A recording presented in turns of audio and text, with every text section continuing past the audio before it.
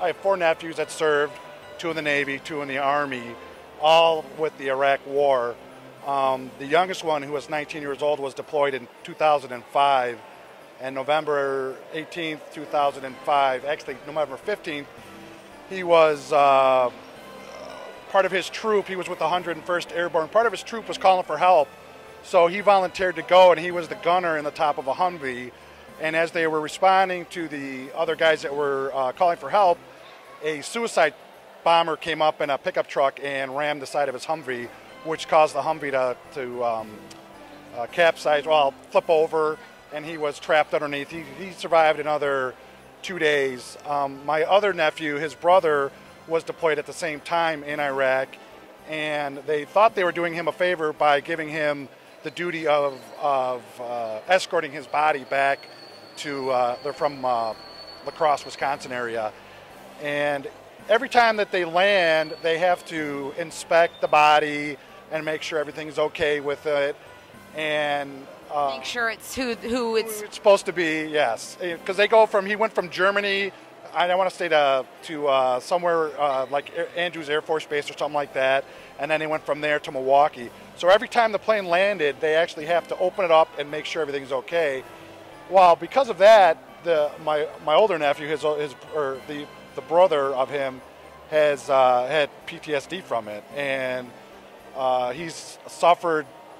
Well, it's 2013 now, so since 2006 or 2007, he's had issues with PTSD, and he still lives up in Wisconsin. He tries to write, but I'm not sure if he's been able to hold down a job or anything like that. But it's been pretty serious, and he's 30 years old, and you don't realize the stuff that these guys saw over there. PTSD affects all of us as a professional firefighter. We go through it too, because there's always the person that you can't save and things like that. And I think that's why we're here as a club to support the veterans, because we can know what they're going through, especially because a lot of us were veterans in the past. So, but what is kind of the goal of you guys being here? I think a lot of it is just getting awareness out there. And we learned a long time when you first start in this job, and they never had PTSD for a lot of these guys. I had another cousin that served in the 101st Airborne in World War II, and he would tell me one of the things that he did was liberate a concentration camp.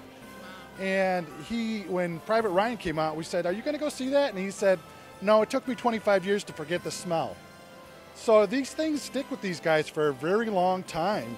And if, now they're starting to get the treatment, but if they don't recognize that there's these triggers and things like that the family needs to know about, that their friends need to know about, so they can say, "Hey, I think you need to go talk to somebody. You need to get help." Because people take veterans and first responders for granted, I think, then they don't realize that the stuff that we go to and that the stuff that we see that can affect us and our families.